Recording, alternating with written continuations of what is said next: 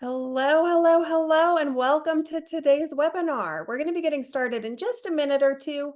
We do have some directions on the slide to get us started. There are written and visual directions to guide you. If closed captioning would aid your learning today, please find the closed caption button on your Zoom toolbar. You can click that up arrow button on the menu that pops up, select Show Subtitle. You might have some questions that arise during today's webinar, and if you do, please submit those questions by finding the Q&A button on your Zoom toolbar. Again, go ahead and click the button for Q&A, and you'll be prompted to type in your questions. So again, we'll get started in just a moment. Thank you all for joining us today. We'd love to hear from you if you want to introduce yourself in the chat. Where are you coming from? What state are you from? Are you with a school food authority? We'd love to hear from you.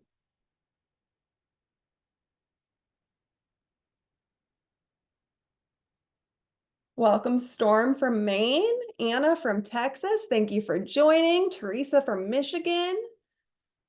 Tony from New Jersey. Janelle from Chicago. Welcome, welcome. Kayla from Missouri. Donna from New York, thank you all for joining today.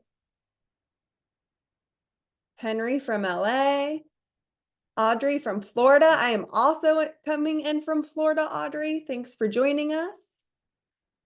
Abigail from Illinois. Welcome, everyone. Thank you for being here. So again, we're going to get started in just a minute. We do have some directions to get started that are on the slide I'm sharing. So if closed captioning would aid your learning today, please go ahead and find that closed caption button on your Zoom toolbar. You can click the up arrow and on the menu that pops up, select Show Subtitle. And if you have any questions that arise today during the webinar, please submit those questions by finding the Q&A button on your Zoom toolbar. Once you click that button, you'll be prompted to type in the questions you have, and our team will work during the webinar to answer any and all questions as they arise. Welcome, Karen from New Jersey. Holly, welcome from Hawaii. Eric, who wants to work together on food? Yes, please. So excited for all of you to be here today and to talk about the recognition awards and how we can improve the nutritional quality of school meals in all of our schools. Really excited to partner with you. Nick from Virginia Beach. Welcome, welcome. Thank you all for being here today. So thank you again for joining our Quarterly Recognition Awards webinar. We are so excited to see so many of you here today. In late 2022, USDA Food and Nutrition Service established the Healthy Meals Incentive Initiative to provide direct support to school food authorities and improving the nutritional quality of school meals through food systems transformation, school food authority recognition and technical assistance, the generation and sharing of innovative ideas and tested practices, and grants. We're so grateful to USDA Food and Nutrition Service for funding the Healthy Meals Incentives Initiative. We really see this partnership as a wonderful opportunity to connect and follow through on both of our organizational commitments to ensure that every student has access to healthy school meals. So my name's Maureen Bailey. Again, thank you so much for joining us today. And I'm the Senior Manager of Professional Development and Evaluation at RMC Health. And I'm joined today by some of my amazing colleagues, Rochelle and Ava. Can you please introduce yourselves? Hello, everyone. My name is Rochelle Downer, and I am a nutrition program manager with Action for Healthy Kids. Hello, my name is Ava Knezik. I'm the Senior Program Coordinator for the HMI project at Action for Healthy Kids, and I'm also your tech support today. So if you have any issues with the Zoom chat, with any links that I send you, please send me a chat and I will help you out. Thank you. Thank you, Rochelle and Ava. We're also joined today by Barb Makira, the Program Director for the Healthy Meals Incentives Initiative at Action for Healthy Kids, and Allison Foote, the Senior Manager for the Healthy Meals Incentives Initiative. And they're here helping us answer the questions that you might have throughout today's webinar. So again, please remember to use that Q&A feature on the Zoom toolbar, and Allison and Barb will work to answer questions as they arise. So our agenda is on the screen for today. We're going to hear from the USDA Food and Nutrition Service Administrator, Cindy Long, in just a moment. We're going to do a brief overview of those recognition awards, and we're going to do more of a deep dive into the innovation and the cultural diversity of school meals. Then we have the opportunity to hear from one of our amazing partner organizations, the National Farm to School Network. And we'll wrap up with discussing some technical assistance and other opportunities for supporting you in applying for the recognition awards. And our objectives for today's webinar. By the end of this webinar, you'll be able to identify the criteria for the Innovation and Cultural Diversity of School Meals Award. You'll be able to describe how the National Farm to School Network can support SFAs with local procurement, menu planning, and engaging the community. And you'll also be able to identify ways to include culturally diverse meals and side dishes in school meals served. But before we get started, we really do want to hear from you. So please type your response in the chat. So we know there's just so much amazing work going on in school food authorities across the entire country, and we're really excited to celebrate with all of you. So what is it you'd like to celebrate about your nutrition program? Wendy says, diligence in maintaining standards and quality. Nice. That's amazing. The dedicated staff that prepare the school meals. Absolutely. We cannot do this without our school nutrition program teams. An increase in participation. That's wonderful, Storm. Love to hear that. Heidi saying making items from scratch. Love that move to scratch cooking. So excited to hear the ways that you're doing that.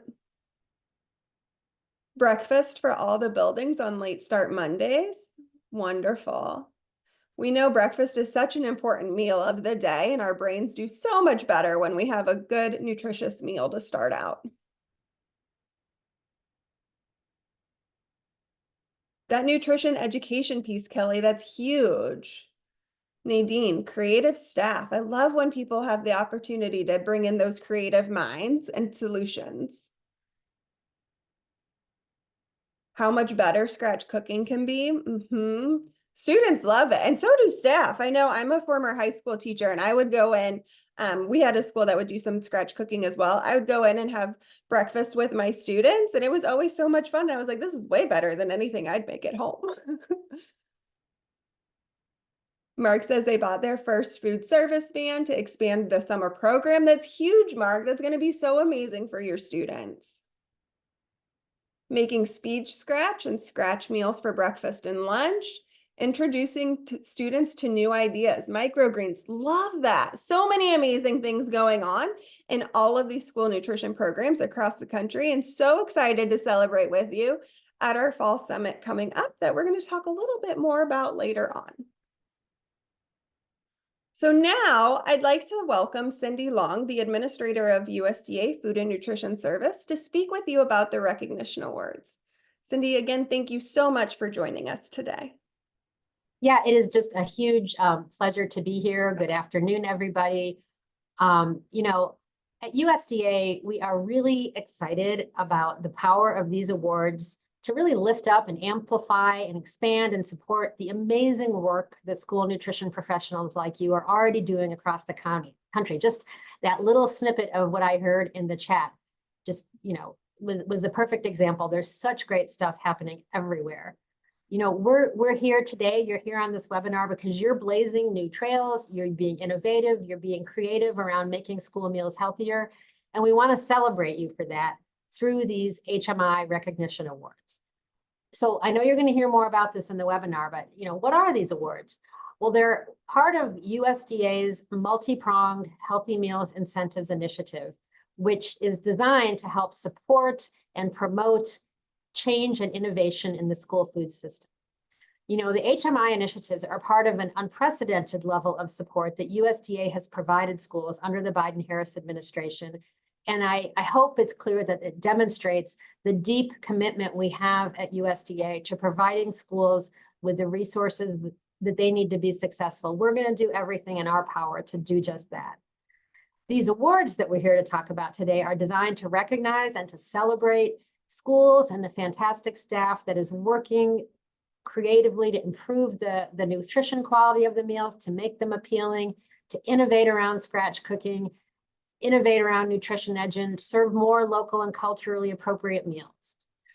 The concept behind the awards is that the best ideas in any field always come from the folks who are doing the work every day, right? And in school nutrition, it's you all, those of you that are gathered today, you know this work.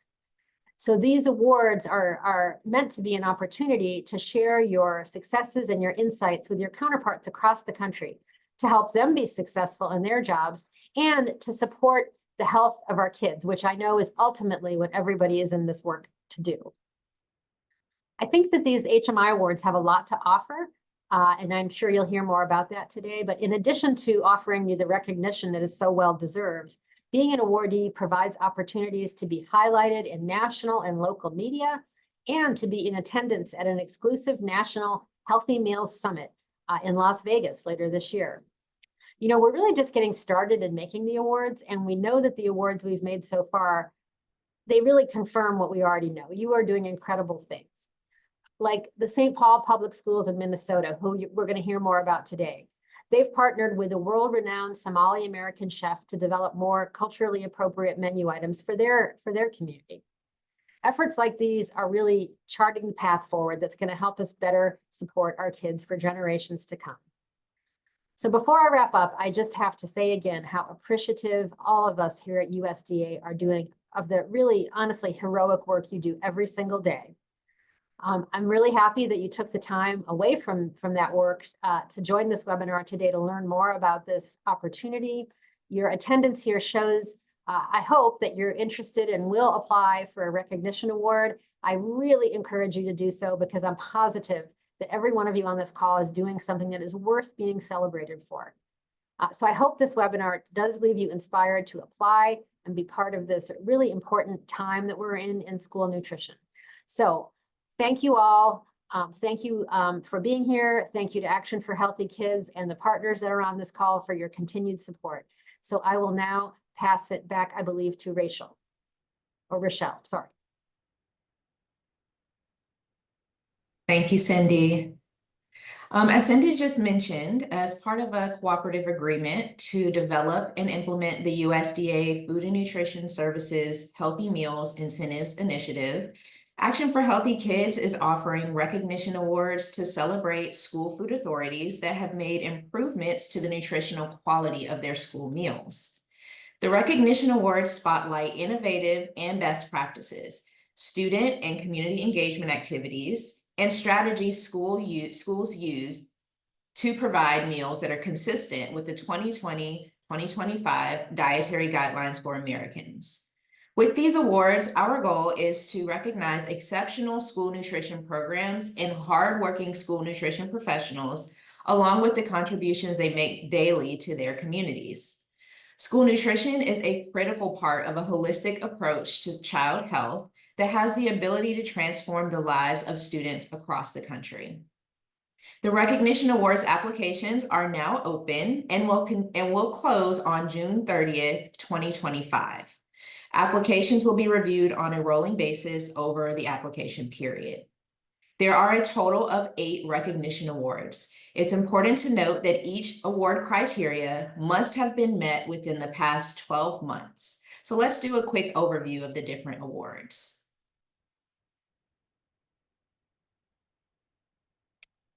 First are the Trailblazer Awards. Within this category, there are 4 awards, including the Breakfast Trailblazer, Small and/or Rural SFA Breakfast Trailblazer, Lunch Trailblazer, and Small and/or Rural SFA Lunch Trailblazer. To qualify for the Small and/or Rural Awards, an SFA must have an enrollment of less than or equal to 5,000 students, and/or the majority of students within the SFA are enrolled in a rural school as defined by a locality code of 41, 42, or 43, according to the National Center for Education Statistics online tool. The link for this tool is being shared in the chat.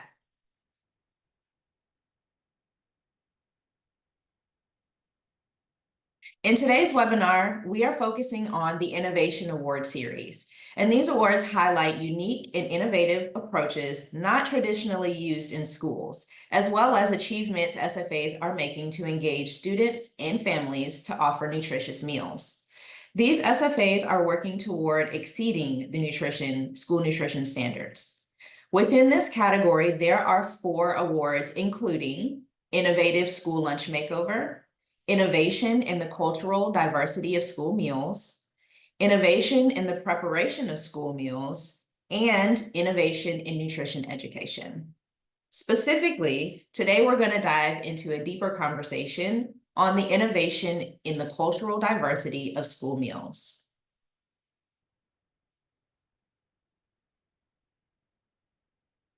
Innovation in the cultural diversity of school meals entails collaborating with students and/or the community to offer nutritious school meal menu options that reflect the cultures of the students. Criteria for this award include offering at least 1 entree and 2 different sides that reflect the cultures of students at the school while meeting weekly meal pattern requirements. The 1 entree and 2 side dishes can be from different cultures that make up the student demographic population and can be served on different days.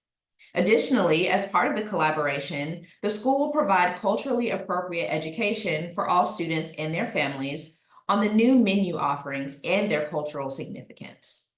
A PDF of the award criteria is being shared in the chat right now.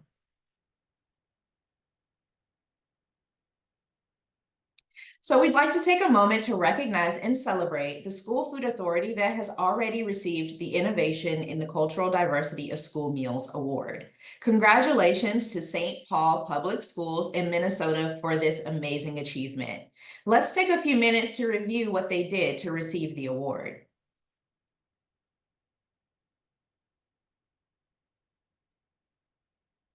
St. Paul Public Schools has more than 2,400 students in the district who speak an East African language at home.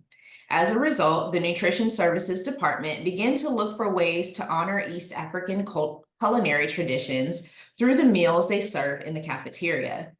This collaboration with the world-renowned Somali-American chef, Jamal Hashi, led to the development of Hamari chicken. This new menu item will be introduced in the school cafeteria on May 24th of this year. To determine whether or not this item should be added to the menu, they conducted a taste test at one of the high schools with their students. After receiving feedback from the students, the nutrition program made some adjustments and added Hamari chicken to the menu at 14 of their secondary school sites. It's been served 3 times and has been the most popular menu item each time. In order to increase awareness around this cultural dish, the district featured a description and photo of the Hamari chicken in the Nutrition Services Fall 2023 newsletter that is mailed out to every family within the district and is translated into Somali, Karen, Hmong, and Spanish.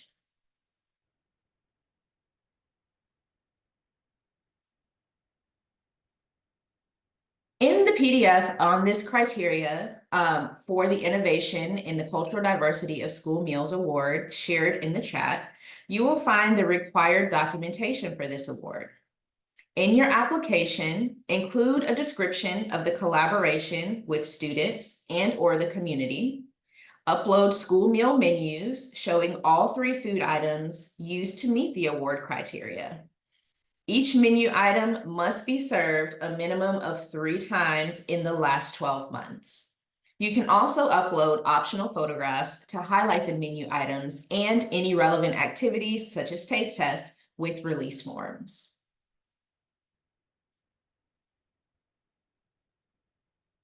St. Paul Public Schools submitted more than 3 menus, but here are the menus for January through March that highlight when they served the main entree and 2 sides for the criteria of this award. In addition to submitting menus showing when the items were served, the SFA must also submit either standardized recipes or product documentation. A standardized recipe is a recipe that has been tried, adapted, and retried several times for use and has been found to produce the same good results and yield every time when the exact procedures are used within the same type of equipment and the same quantity of ingredients. Thank you, Rochelle, for going over what St. Paul Public Schools did. It's so exciting for them to have this award, and we are so looking forward to celebrating with them in October. So something to know is that there are already standardized recipes that can be used to meet the criteria for this award. So a few places that can help you in your search for culturally diverse entrees and sides that have standardized recipes are at the recent Grab and Go newsletter, the Child Nutrition Recipe Box, or the Lunchbox School Recipes. If you'd like to explore some of these recipes, you can scan the QR codes on the screen. The links to these 3 websites are also being shared in the chat now.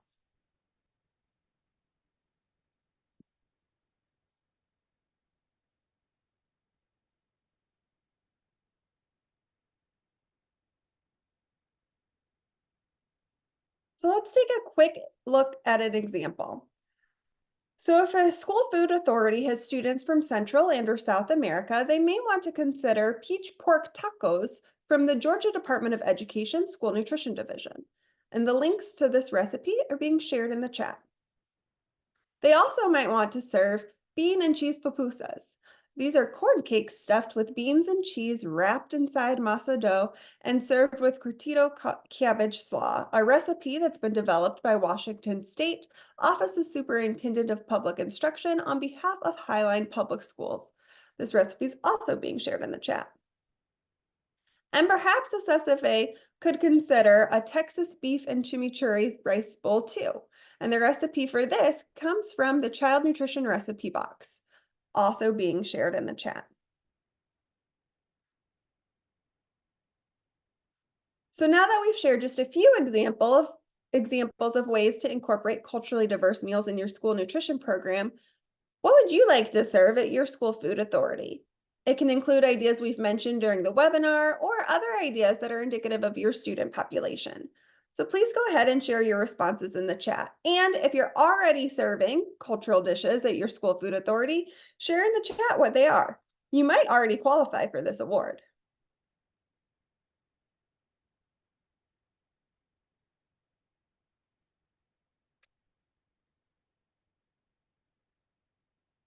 So we'll give it just a moment. If you have any dishes you're already serving or ones you'd like to try serving in your cafeteria, go ahead and share those in the chat. I see bison buffalo stew, bison chili, tamales, want to try ramen bowls. This all sounds delicious.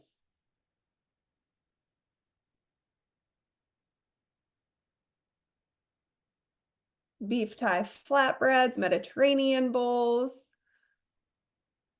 fried rice, smothered bean burritos, chicken enchiladas. I want to come visit all of your schools. You are making me hungry. This sounds amazing.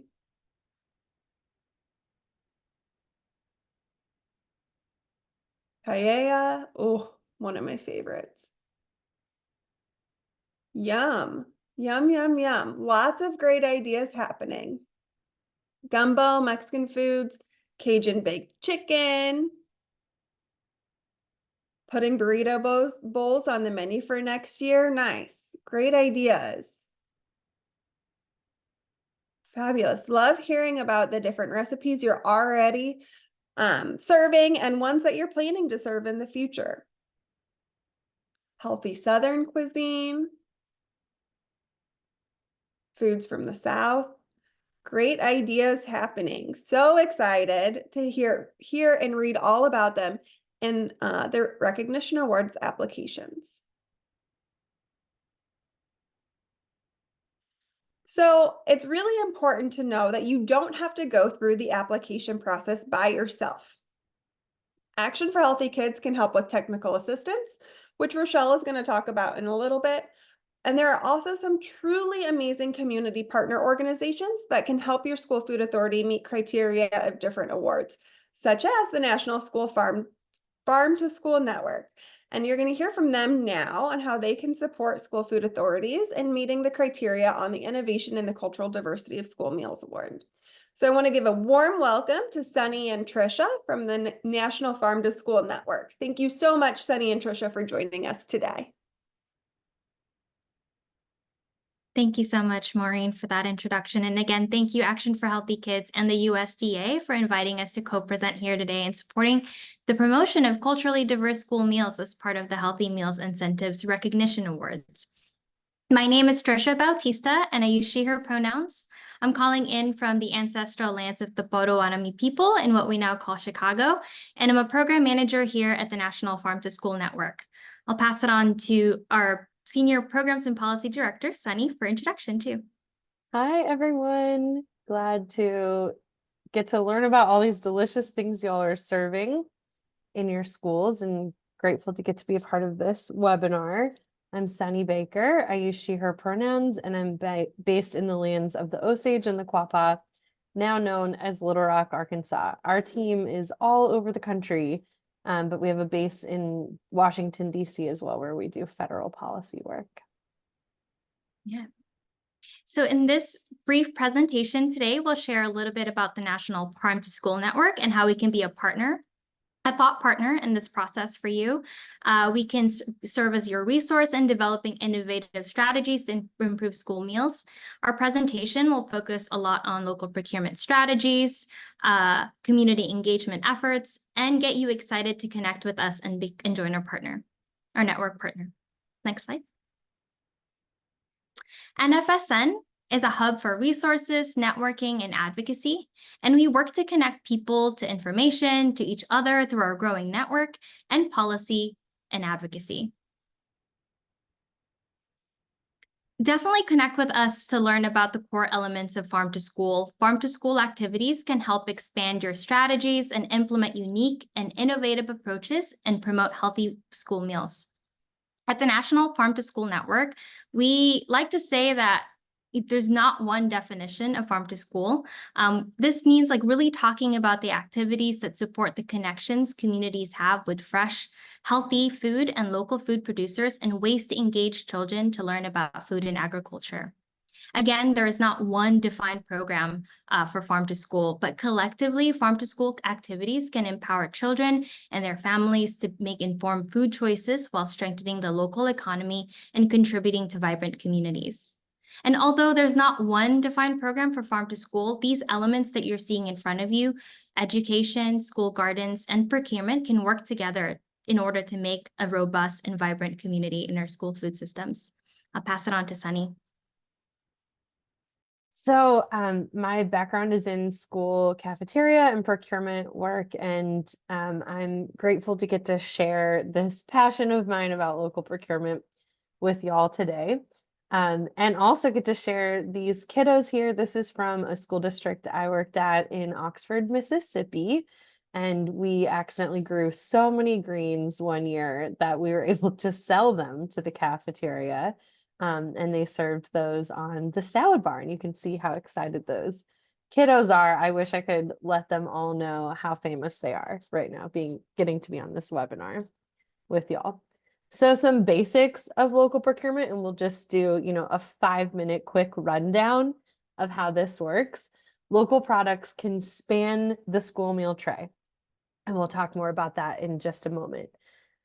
Local is defined by the school food authority. It is up to you how you define local, and that definition can really help you get to different goals that you have for what local means and what your values are around serving local food. So those local goals can be around supporting local growers within a certain mileage, to celebrate products that grow in your region or your state, to highlight what grows in your growing zone, USDA growing zone.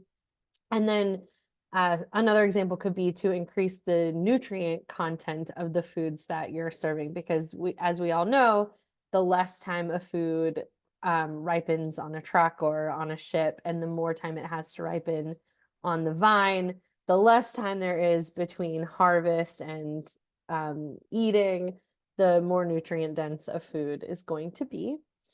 It's also a great way to support local economy and create and increase those community connections between your students and where they live. So all purchases for school food are subject to federal procurement regulations, and anything that your state has that's stricter, you do have to follow as well. But you can now indicate that you are interested in purchasing local foods in solicitations. We're super excited about the new durable rule that was just announced. Schools can, make a preference for unprocessed, locally produced foods. Super exciting. So what can be purchased locally? This is the time where if we were together in person here, I would have you start shouting out. Actually, we have a chat feature here. So fruits and vegetables are a pretty easy go-to for local procurement. We can envision those things growing and what can be done. But can anyone talk in the chat about some of the other pieces of the tray that they have procured locally before? Meat, poultry, fish, beans, grains, flour, eggs. It's great. I like to see them coming in here. We've had schools do local bison before, local salmon. The possibilities are endless here with across the whole tray. And often pieces of what you're serving already can be traced to local producers. Dairy, for example, milk is such a highly perishable product that likely your milk is already local. So that can just come down to whether you're communicating that to your students or not. Fruits and vegetables are a good introduction point. And then I just wanted to make a note that meat does have to be processed in a USDA certified facility, and grains are great to serve, but if you want them to count towards the meal pattern, they do need to meet the whole grain rich standards from the USDA. Rice, great, awesome. So where do you get local foods? This is a great question because it's not something that comes so easily to most of us. But there are a number of different ways that you can do it. You can make connections with local farmers, local producers yourself. I, for one, love the farmers market in my neighborhood. So going there and getting to connect with the farmers that are right in your region, right in your area, is one way that you are able to do this. A way I love to promote is through your distributors, asking your distributors if they can start pointing out what's local already on your bid, and maybe even making you a separate list of the things that they're able to procure locally. And then also encouraging those farmers and producers to work through your distributors is a great and relatively easy way to start increasing local foods on your menus. You can also look towards local food processors in your regions, producer cooperatives, food hubs if you're lucky enough to have one. And then like that picture I showed you earlier, you can actually procure right from your own district, from school gardens or school farms. And the food safety regulations around that are up to you to determine if that is safe enough. And often your state and especially extension can help you with that. At the National Farm to School Network, we've also seen a huge increase in local food showing up on the DoD fresh procurement lists. So be mindful to look out for those and then ask if you're not seeing them there as well. And in some states like Mississippi, for example, you can even get promotional materials attached to what's being served locally on DoD Fresh. So this is, one of my favorite parts about school food and how school food can really show up as a way to connect your students, connect the kids and families that are in your school district to their school community and to one another.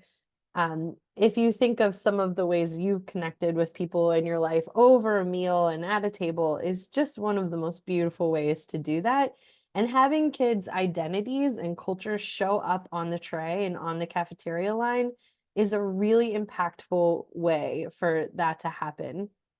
The National School Lunch Program at its origins was intended to be a program that taught American cultural norms And so I invite all of you to think through what are some of those norms and that you want to teach in your school district. We have had the opportunity to see incredible examples of cultural meals show up on the menu, and I have just a couple to share with you here. We've got this school district in Azuca, California, serving pozole from Mexico, and that is with local California grown chiles. I love this one in Gullah territory in Charleston, South Carolina, sausage and chicken purloo, okra and tomato soup, Charleston red rice, which is a crop that they're trying to bring back in South Carolina. South Carolina grown collard greens with rutabagas and traditional bread pudding. This is all going to make us super hungry, I know, and it's past lunchtime here in Central Time Zone. And then, man, I had to tell y'all, Minnesota is really shining here with beautiful examples lately. I have a number from Minnesota, and we have already heard some from Minnesota on this webinar already, but this is Fergus Falls, Minnesota, who had an influx of new Haitian students, and in order to welcome them and greet them and honor them in their community, they put Haitian spaghetti on the menu. Next slide. Okay, and then this is just so sweet. This is Roseville area schools. Once again, surprise, surprise, this is Minnesota. So listen up, other states. We've got a lot to compete with the wonderfulness that's happening in Minnesota right now. So this school district in Minnesota had a big increase in Somali students.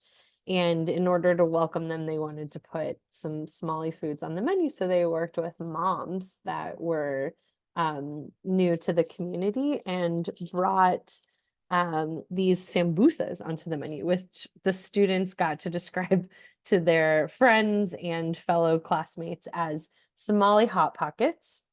It was a real selling point, and it went over so well. And then this led to the development of a new company of those same moms selling sambusas in their community. So just an incredible example of what this looks like. And next slide, I saw someone mention this in the chat too, that someone else is serving congee. So this is Filipino congee in the Seattle school district. And I like to put up this slide too, to just remember how important it is to make that connection to your students via marketing and communications about why you're doing that work. So getting their feedback is one easy way. I've seen school districts like just simply put up poster boards in the cafeteria where kids can suggest foods that show up on their menu, but you know, any kind of surveying that you can do. And I love to work with art classes. So if you don't have a huge marketing and communications budget, tap into the creative energy that is already in your school district. And I have found so many incredibly willing art teachers in my time in school food who are happy to help make posters. And another one is working with the students that do announcements in the morning to have them help pitch the new school meals and that sort of thing. But it is very important to remember your why and why you're doing this. Why is it important to make sure that everyone feels like they are showing up in the food in the cafeteria and getting to share that with one another? And it's a beautiful way to engage your staff as well. So this congee dish actually came from, and Trisha is Filipino, so she likes to remind me here, this is actually lugao. And this came from one of the staff in the cafeteria. And I'll pass it back over to Trisha to talk about public participation. Thank you, Sunny. So some of you may have already seen the spectrum of public participation, but something I really want to highlight is part of incorporating culturally relevant school meals and making this sustainable is through a participatory process within, having that within the surrounding community. NFSN can share strategies for centering communities in our work, as well as connect you with other practitioners in the field who are working towards cultivating shared leadership with community. This continuum in front of you is the IAP2 spectrum of public participation. This can help guide you in your community engagement process. So what does this mean? It can be starting from the inform level. It's in providing the community with resources or information. So you may have seen this already done in your schools through a resource fair or a tabling event. Consulting level is when you start to ask for feedback about your program or about your school meals. It can look like surveys or polls. Something I've seen in school cafeterias is having a little dot voting tool where kiddos and their parents can vote about which food item interests them the most using a little sticker. And even conducting some personal interviews that you can connect with parents or families or caregivers and then within the community. The third phase is involve. This is when you start to work directly with community members and develop shared understanding of your school health program or your school meal program. Collaborate and empower, I like to really see them as working hand in hand together. Collaboration is when you're developing those partnerships with community members and engaging them in decision-making for your program. Finally, at the end of the spectrum is empower, and it's when you really foster that transparency or develop that sustainable and authentic relationship with your community, and you work towards cultivating that shared ownership of the school meal program that you're organizing and putting together. I like to define, sometimes there's a lot, that we can do when it comes to community engagement.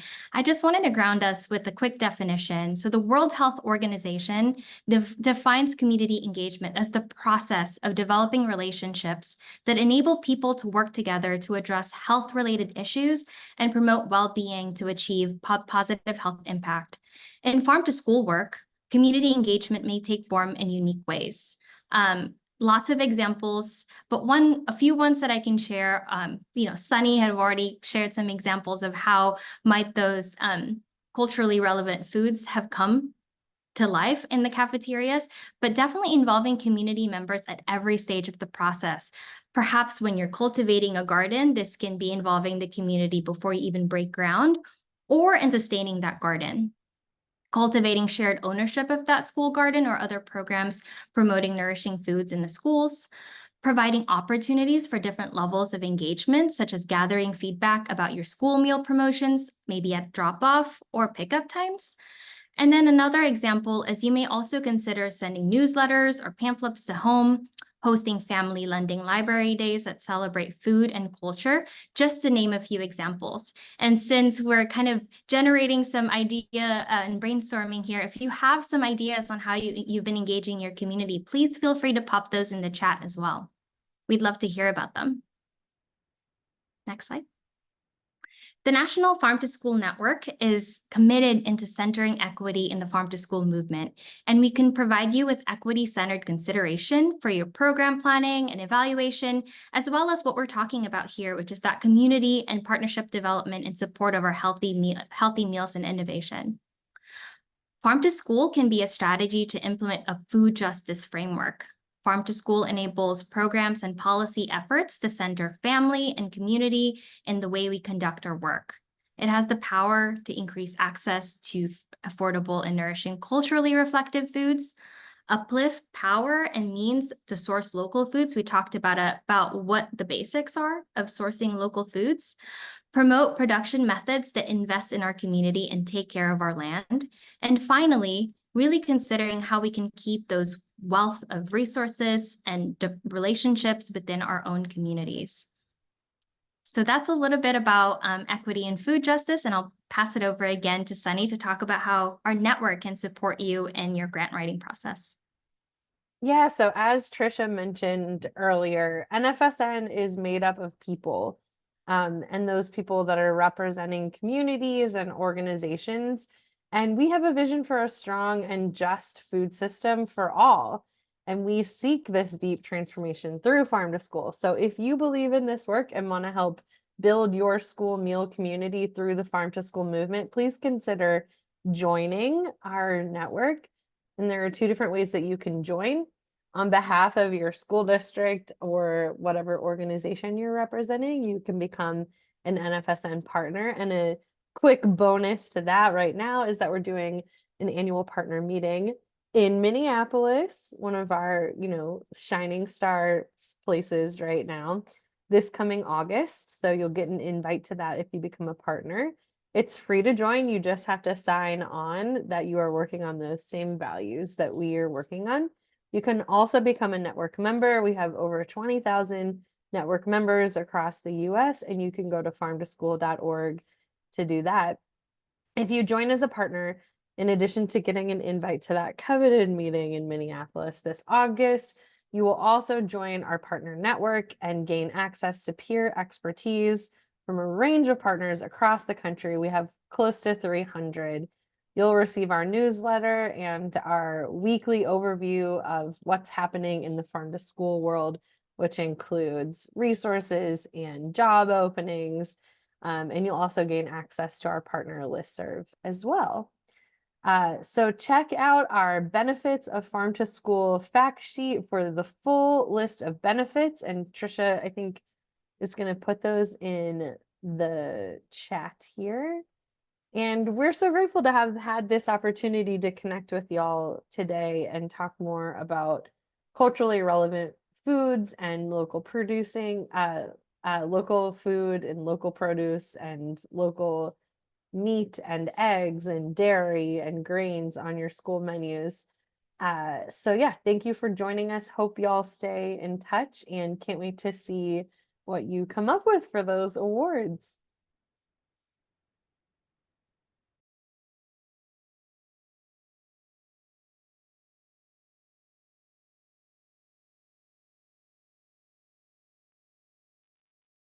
All right, thank you, Trisha and Sunny. Wonderful information.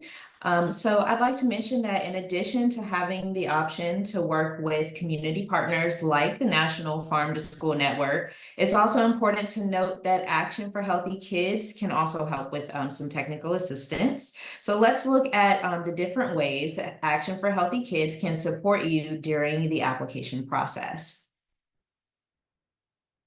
If you need any support with the application process, you can always request technical assistance from Action for Healthy Kids by emailing us at awards@healthymealsincentives.org.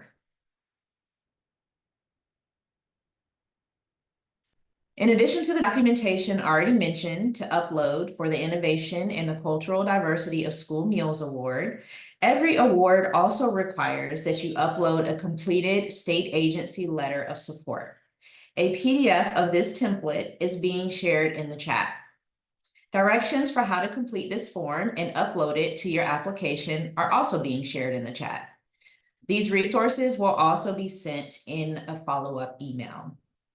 It's important to remember that the state agency representative completes this form, not a staff member of the School Food Authority. Superintendents, business managers, child nutrition directors, etc. cannot complete this form. To determine who to contact for your state agency, please use the FNS State Agency Contact page, or applicants can contact their school meal program reviewer directly to complete the form. The link for the FNS State Agency Contact page is being shared in the chat now, or you can scan the QR code on the left of the screen. If your SFA submits applications for more than one award, you can use the same state agency letter of support, but you must upload it with each application.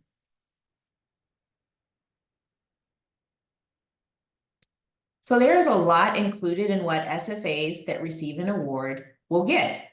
We aren't going to cover everything that's included during today's webinar, but here are a few highlights. If your SFA receives an award, you will receive a recognition awardee toolkit that will include a digital badge that can be incorporated into district and school websites along with other digital assets. You will also receive a stipend for travel expenses to attend a Healthy Meals Summit to share best practices and learn from other school nutrition professionals on strategies they use to earn their recognition award or awards. Our Fall 2024 Healthy Meals Summit is located in beautiful Las Vegas. You only need to receive one award to be invited to this exciting event. In order to be invited to the Fall 2024 Healthy Meals Summit, be sure to submit your application by June 30th of 2024. In addition to this, Your SFA will receive national and local recognition, as well as have some other media opportunities. Furthermore, we'll provide templates and some celebratory ideas for recognizing the school nutrition team at your school and/or district level. Again, this is not an exhaustive list, but we can't wait to start celebrating with you. In April of 2024, we hosted the Spring 2024 Healthy Meals Summit in St. Louis, Missouri. It brought together SFAs from across the country to learn best practices around enhancing the nutritional quality of school meals. SFAs had hands-on experiences with a salad bar demonstration, taste tests, making vegetable seed balls, and more throughout the School Nutrition Walk and Learn Expedition Hall. Additionally, there were general sessions, keynote speakers, and breakout sessions where SFAs learned best practices for farm-to-school programming, scratch cooking, increasing culturally diverse meals served in the National School Lunch Program, nutrition education, engaging students and families in nutrition programs, and so much more. We look forward to recognition awardees joining us in Las Vegas for a fun-filled learning opportunity to celebrate the achievements in nutrition programs across the contiguous U.S., Alaska, Hawaii, D.C., Guam, Puerto Rico, and the U.S. Virgin Islands. All right, now that we've reviewed the recognition award categories, how to apply, and some of the things that school food authorities will receive once they have an award, we're going to go over a couple of additional opportunities. So, like the webinar you're here today for, we do offer these quarterly webinars to provide additional support and review questions that arise throughout the process. The quarterly recognition award webinars can be used to support school food authorities in their planning as they consider what award to apply for. The registration link for the August 28th webinar is being shared in the chat now.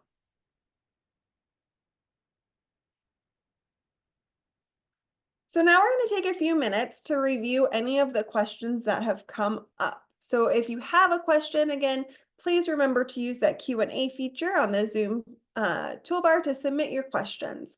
And our team is going to answer as many questions as we possibly can during this time. So just to review some that have been already submitted. Have any school districts in addition to St. Paul Public Schools already received this award? Yes, we do have one additional school food authority that has received this award. So super excited to celebrate with that SFA as well. Another question that came up, can we do 3 culturally relevant entrees instead of 1 entree and 2 sides? Great question. So this award criteria does require at least 1 entree and 2 sides.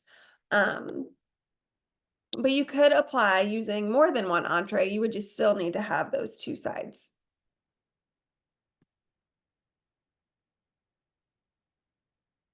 Let's see. And I see there was a question for Sunny and Trisha in there that it looks like Trisha got to. Are there resources for schools on the topic of cultural competence in school meals? And Trisha had shared, Trisha, I don't know if you want to jump in and share your response or if you want to expand on it. Yeah, I think I just shared some resources, and Sunny, feel free to add others. But yeah, I think those are the ones that are recent regarding cultural competence and cultural relevant meals. Perfect. Thank you, Trisha. So you can see those links in there. We can also, Ava, if you can make a note of those links so that we can share in our follow-up materials too, that would probably be helpful for people. Thank you. And then that gets to the next question that Wendy had asked. Can you send the links to all of this after the webinar? Absolutely. So in a follow-up email, you'll get a PDF of the slides, you'll get the webinar recording, and you're going to get all of the links, including the links that National Farm to School Network has shared in that follow-up email. So you'll have all of the resources that we've reviewed today.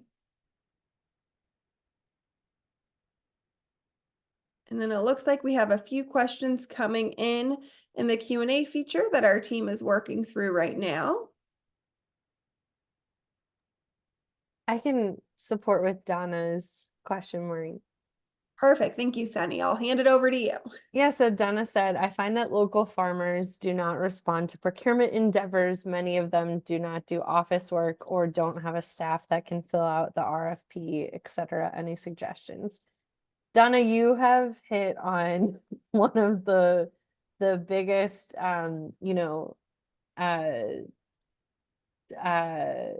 things that we're gonna have to figure out as we move forward with farm to school, because you're right that a lot of small scale farmers are not used to doing the level of paperwork required to sell to schools, and often farmers can't wait for purchase orders to get approved by school board if that's the case in your school district and that sort of thing. So we had to come up with unique solutions to that. And help each other move along together. So one way to approach that is to look for some of those middle people that can support with that. So food hubs in your region, processors, getting those farmers to work with your produce vendors or your vendors in general. And another is just being super clear up front about what you need in order to get that food into the school district. So at the same time that you are asking this question, we are hearing from many farmers who are saying, I want to sell to schools, but I don't know how to get in. And it's, y'all are having to do a lot of translating of each other's languages. But one of the great things that is similar about both of you is that while you are planning your school menus and your commodity orders and everything for the next school year in wintertime, January, February, sometimes, into March and April, that is also when farmers are planning out their next school year. So this time of year, and even a little bit earlier, is a really wonderful time to start looking at those plans for the future. And then this, conundrum of them not being able to fill out the paperwork or do the office work, we've got to figure that out collectively and figure that out together. If you have capacity to support, or can connect them with their local extension agent even to support, that's great. But otherwise, we're all going to have to level up together to make this work and to make those transactions work. Thank you for sharing that, Sunny. I think that was really helpful. Hopefully, Donna, that gets at some of your requests for suggestions. Perfect. All right. All right, so we have a few quick reminders before we close out. If you would like to attend first, apply for the Healthy Meals Incentives Recognition Awards. So again, we have 8 awards and those applications are open now, and get those applications in by June 30th in order to get an invitation to the October Fall 2024 Healthy Meals Summit in Las Vegas. And if you would like to attend the August 28th webinar and receive additional information about the recognition awards, please go ahead and register. Ava will share that link in the chat again. If you would like any support with the application process or creating a school food authority profile, please email awards@healthymealsincentives.org. And again, that email address will be shared in the chat. So once you close out of today's webinar, a survey is going to appear. Please complete those survey questions. We do review feedback at the end of every webinar, and we strive to implement the feedback that we receive in our future webinars. And the link to the survey is also going to be shared in the chat now for those who have pop-up blockers. We still want your feedback, even if you don't get that pop-up. So thank you so much for joining us today. We are really looking forward to celebrating your nutrition program with you this fall at our Healthy Meal Summit. And we're going to stay on for just a few more minutes to see if any additional questions come in. So thank you all so much for joining, and we look forward to celebrating with you in Las Vegas in October.